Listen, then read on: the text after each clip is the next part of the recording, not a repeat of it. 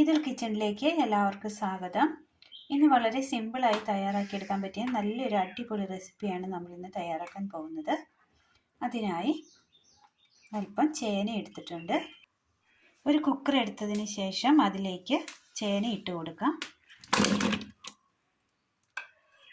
അല്പം വെള്ളം, ഉപ്പ്, മഞ്ഞൾപ്പൊടി, നന്നായി ഒന്ന് മൂടി വെച്ച് കൊടുത്ത് നന്നായി ഒന്ന് വേവിച്ചെടുക്കാം.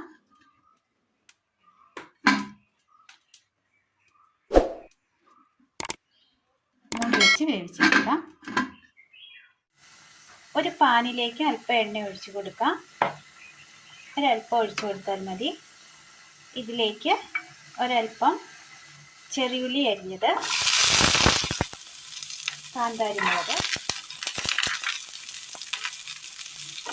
ജസ്റ്റ് ഒന്ന് വാട്ടിയെടുക്കാം.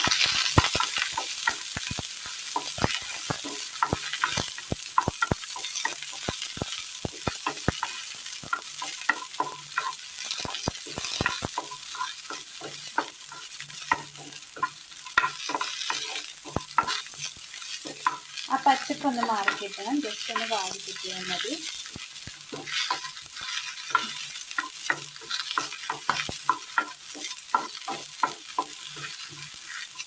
തീ ഓഫ് ചെയ്യാം. മിക്സിയുടെ ജാറിലേക്ക് വാട്ടിയെടുത്ത ചെറിയുള്ളിയും കാന്താരി ഇട്ട് കൊടുക്കാം.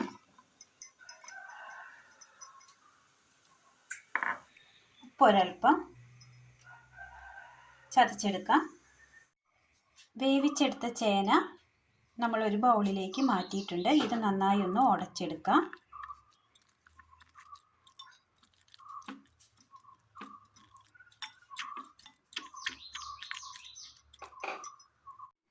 നന്നായി ഉടച്ചെടുത്തിട്ടുണ്ട്.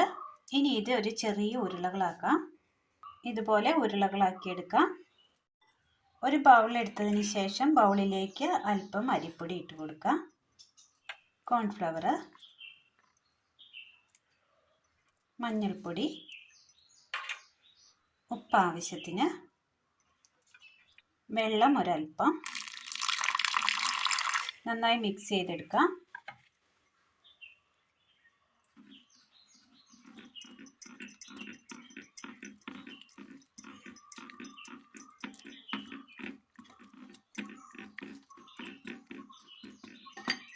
ചേന അങ്ങനെ ഉരുളകളാക്കി എടുത്തിട്ടുണ്ട്. ഇനി ഇത് കോൺഫ്ലവറിലേക്ക് മുക്കാം. അടുപ്പത്തൊരു പാത്രം വെച്ച് കൊടുത്ത് നല്ലതുപോലെ എണ്ണ ഒഴിച്ച് കൊടുക്കാം. അതിനകത്തേക്ക് ഈ മുക്കിയെടുത്ത ചേന ഇട്ട് കൊടുക്കാം.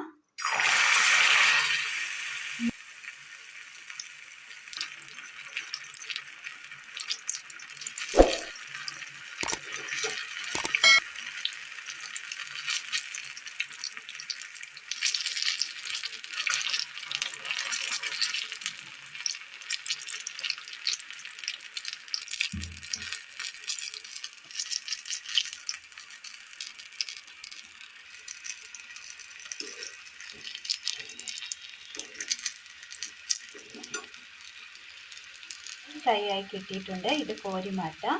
ഇനി ഇതുപോലെ എല്ലാം ഒന്ന് ചെയ്തെടുക്കാം.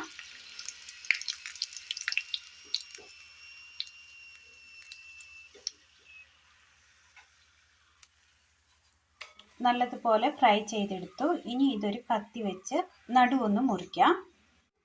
നടു മുറിച്ചതിന് ശേഷം അതിന് നടുവിലായിട്ട് ആ മുറിച്ച ഭാഗത്തായിട്ട് കാന്താരിയുടെ അരച്ചു കൊണ്ടുവന്ന ചെറിയുള്ളി, കാന്താരി, ഉപ്പ് എന്നിവ ചേർത്തുള്ള ചമ്മന്തിയാണ് നമ്മൾ ഇതിന് നടുവിലായിട്ട് വെച്ചിരിക്കുന്നത്.